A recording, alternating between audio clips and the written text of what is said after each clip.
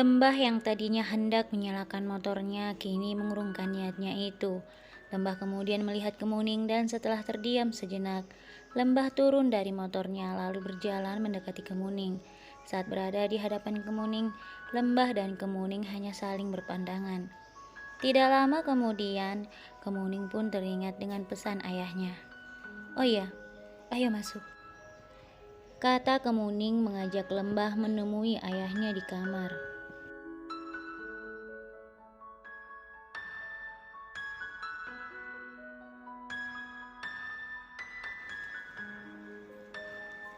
Lembah pun mengikuti Kemuning hingga tibalah mereka di kamar ayah Kemuning.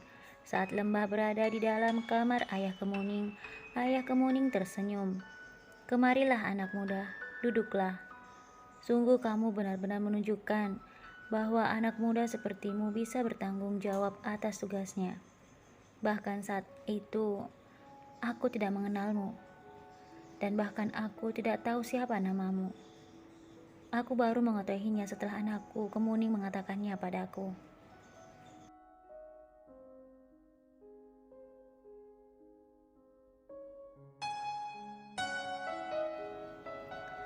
Lembah pun duduk di sebuah kursi yang tak jauh dari ayah Kemuning yang terbaring lemah. "Katakan, apa yang harus aku lakukan? Apa yang harus aku berikan untuk membalas semua apa yang telah kamu lakukan untuk anakku?" Mendengar perkataan ayah Kemuning, Lembah hanya terdiam. Ayah Kemuning kembali berkata, "Kamu sudah mempertaruhkan nyawamu untuk menyelamatkan anakku. Tidak hanya sekali, tetapi kamu melakukan itu selama kamu bersamanya."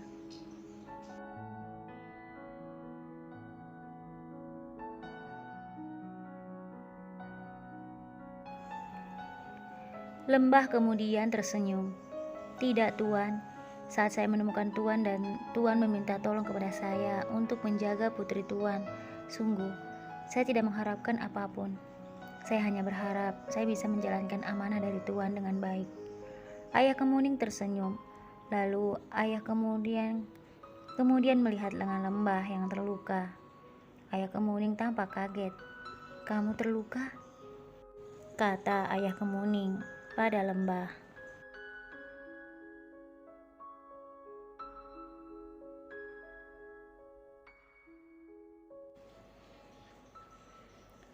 Lembah melihat lengannya yang terluka lalu tersenyum. "Oh, tidak apa-apa Tuan, ini hanya luka kecil." Ayah Kemuning kemudian berkata kepada Kemuning, "Anakku, bisakah kamu membantu Lembah mengobati lukanya itu? Atau perlu dibawa ke rumah sakit saja? Jangan sampai terjadi infeksi."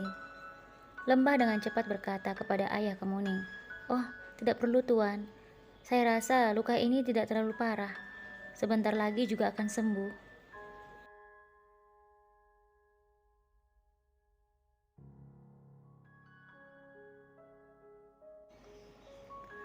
Ayah Kemuning begitu kagum dengan Lembah, lalu dia berkata, "Baiklah kalau begitu.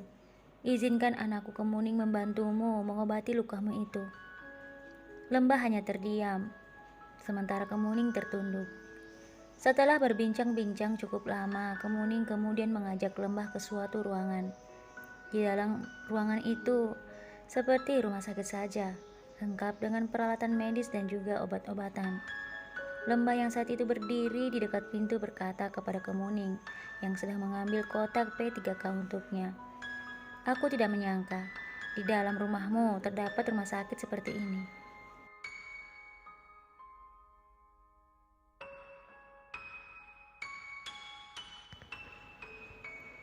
Kemuning tak berkata apapun. Dia hanya mendekati Lembah lalu memegang tangan Lembah dan mengajaknya duduk di sebuah kursi. Lembah terus memandang wajah Kemuning yang sedang mencari sesuatu di dalam kotak P3K yang berada di samping Lembah. Kemuning kemudian sadar Lembah sedang melihatnya. Namun dengan cepat Lembah menundukkan pandangannya. Lalu Kemuning berkata, "Buka bajumu." Lembah terlihat kaget. "Buka baju? Untuk apa?"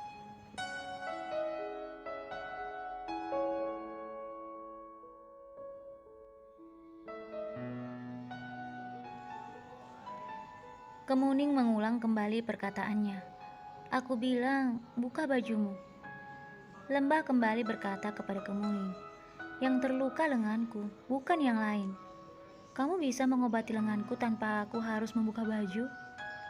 Kemuning kemudian berkata, tapi aku kesulitan untuk mengobati lenganmu itu, karena bajumu menghalanginya. Lembah pun akhirnya membuka bajunya. Setelah itu, tampaklah otot-otot Lembah yang membuatnya semakin terlihat gagah dan tampan. Dengan sangat hati-hati dan sedikit malu, Kemuning membersihkan luka Lembah.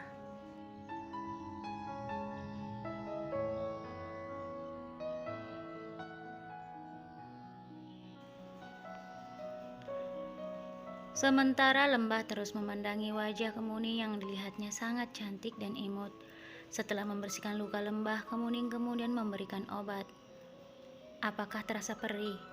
Kata Kemuning pada Lembah yang terlihat biasa saja. Perih? Tidak sama sekali. Aku tidak merasakan apapun, kata Lembah. Setelah duduk di samping Lembah sambil tertunduk, Kemuning berkata, aku minta maaf. Karena aku sudah menuduhmu yang bukan-bukan. Ayahku sudah menceritakan semuanya.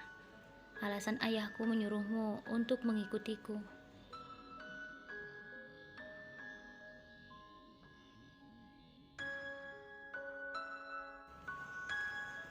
Kemuning melanjutkan perkataannya. Karena ayahku tahu, aku sangat tidak suka jika anak buah ayahku mengikutiku kemanapun aku pergi. Ayahku juga mengatakan bahwa saat ayahku memberikan sejumlah uang padamu, kamu menolaknya. Aku sungguh telah melakukan suatu kesalahan dengan menuduhmu sebagai penculik dan melakukan perintah ayahku hanya karena uang. Lembah yang sejak tadi memandang Kemuning yang tertunduk kemudian tersenyum. Penyesalan memang selalu datang di akhir, tapi tidak apa-apa, aku sudah memaafkanmu sejak saat itu.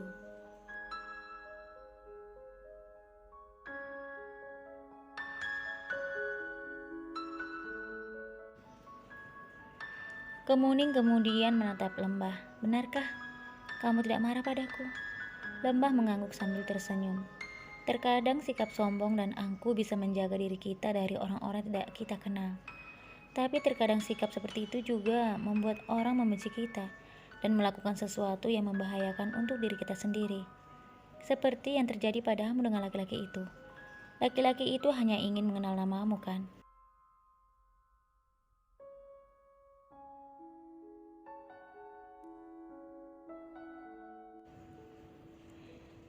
Kemuning berusaha membela dirinya.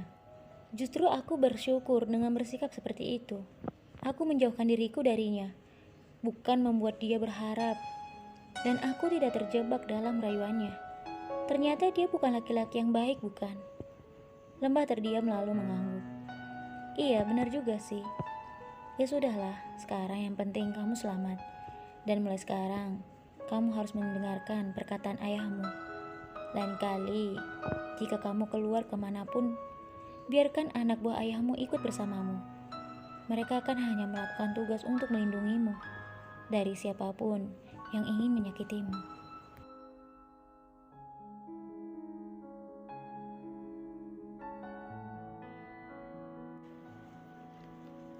Lembah kembali melanjutkan perkataannya. Seorang ayah pasti tidak ingin hal buruk terjadi pada anak mereka. Dan itu juga yang dilakukan oleh ayahmu. Bersyukurlah, kamu masih memiliki ayah yang sangat sayang dan peduli padamu. Tidak semua orang seberuntung dirimu. Kemuning pun mengangguk mendengarkan perkataan Lembah. Lembah kemudian kembali memakai bajunya. Setelah itu, Lembah berdiri disusul oleh Kemuning. Saat Lembah melangkahkan kakinya keluar, tiba-tiba saja Kemuning memegang tangannya.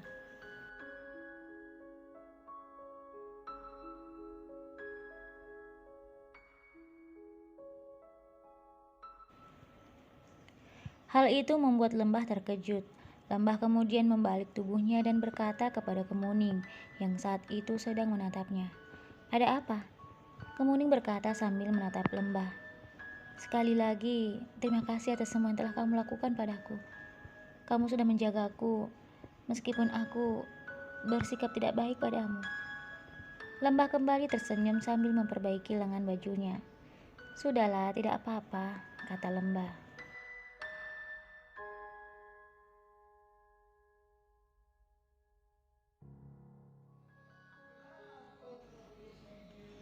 Kemuning masih menatap Lembah. Lembah kembali berusaha membuat Kemuning tidak terus merasa bersalah. Sudahlah, lupakan semua yang sudah terjadi. Sekarang, tugasku sudah selesai. Seperti janjiku padamu, aku akan menjauhimu dan pergi dari kehidupanmu setelah aku mengembalikanmu pada ayahmu. Sekarang, itu sudah terjadi. Jadi aku akan pergi dan tidak akan mengganggumu lagi. Saat Lembah hendak berbalik, lagi-lagi Kemuning menarik tangan Lembah dengan sangat kuat. Lembah kembali menatap Kemuning. Wajahnya penuh tanda tanya. Kamu mau kemana? Kata Kemuning pada Lembah.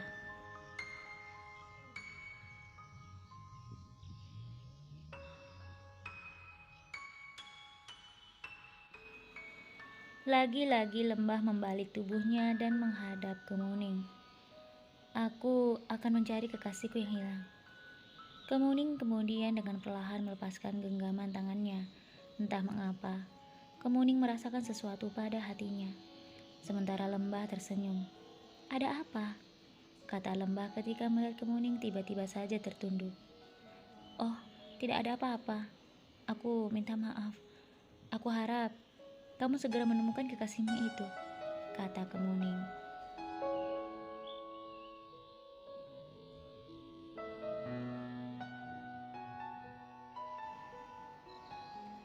Lembah kemudian menarik nafas panjang.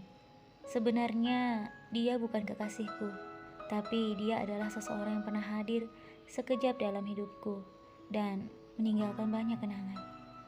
Setelah itu, aku kehilangan dia, dan aku akan mencarinya sampai menemukannya. Setelah mendengarkan perkataan Lembah, Kemuning hanya terdiam.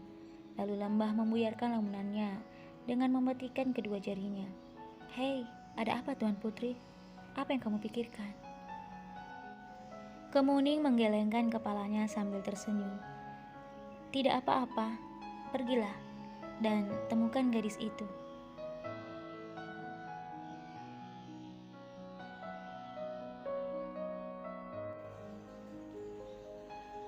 Lembah tersenyum lalu kembali melangkahkan kakinya menuju ke pintu. Namun sebelum Lembah sampai di pintu, Lembah berhenti dan kembali melihat Kemuning, yang saat itu juga sedang melihatnya sambil melambaikan tangan. Lembah kemudian tersenyum dan melambaikan tangannya pada Kemuning. Lembah kembali berjalan ke pintu, dan saat Lembah hendak membuka pintu, Kemuning berkata, "Setelah apa yang kamu lakukan padaku, bolehkah aku tahu kenapa kamu menolak pemberian dari ayahku?"